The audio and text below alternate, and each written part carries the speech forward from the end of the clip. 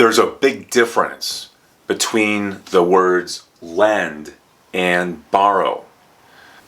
When you lend something, you give it. When you borrow something, you take it. But it's only for a temporary period of time. Banks lend money. Bank customers borrow money. The money borrowed is paid back to the bank.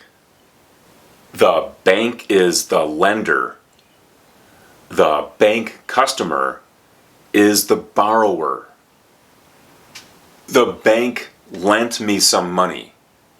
Here's the verb lend in the simple form.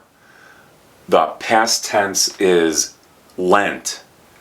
The past participle is lent. This is in the past tense. I borrowed some money. Here's the verb borrow in the simple form. The past tense is borrowed. The past participle is borrowed. This is also in the past tense. It's a regular verb.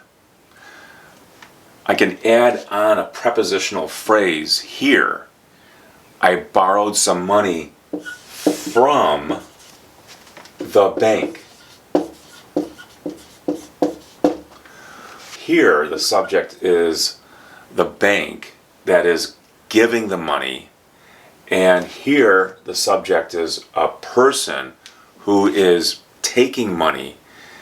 And in both cases, the situation is temporary. My neighbor needs a wheelbarrow.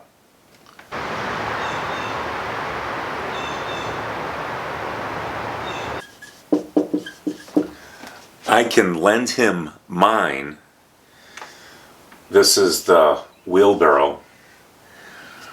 Or I can lend mine to him.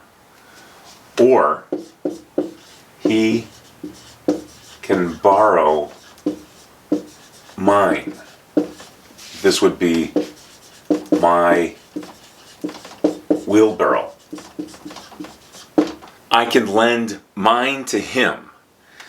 Here's the subject. This is the verb phrase. Here is the direct object. And here's a prepositional phrase, to him. In this sentence, here's the subject and then the verb. This is the indirect object, and mine is the direct object. So after the word lend, you can use a direct object or an indirect object. After the word borrow, you can only use a direct object. He can borrow mine. So after borrow, you usually use a thing. When using the word borrow, the verb need often comes before this infinitive. I need to borrow, and then here's the thing. I need to borrow a car. I need to borrow some money. I need to borrow a book.